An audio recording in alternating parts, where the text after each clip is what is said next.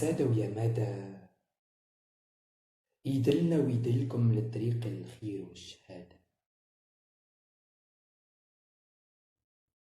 كلام بالترتيب أحسن وعجيب، صلي وجملة على النبي الحبيب.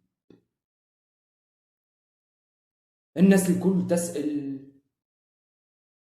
واللي ما يعرف من حقه يسأل.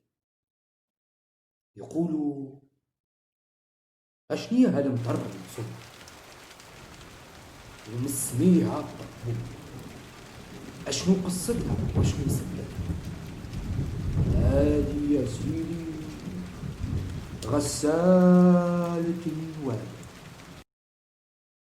المطر اللي تجي في آخر الصيف، وناس قبل يقولوا إنه كي تصب غسالة النوادر عبارة قلنا راهو الصيف ودع وهز رحالة، لكن السخانة ما توفاش، على خاطر مازال ومد العرجون اللي طيب الرمان.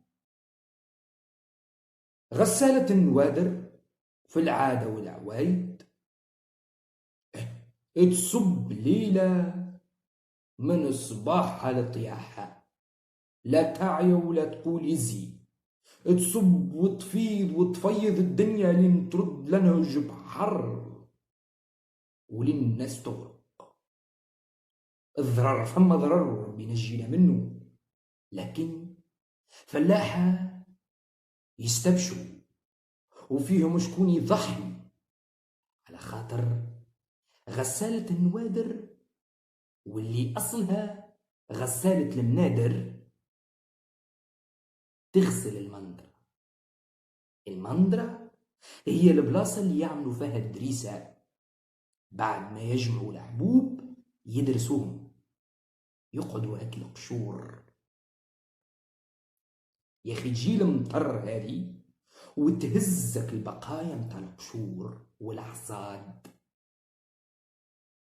وتنظف وتشلل وتغسل وتبلل، وما تخلي شيء من الحشرات السامة وماك البقايا، وتغذي الأرض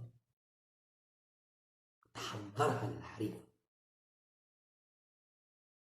غسالة النوادر نعمة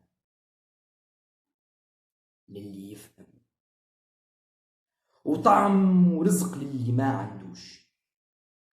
ترمي في أرضك ينبت ويكبر الزرع ويدر الخير من كل ثنية.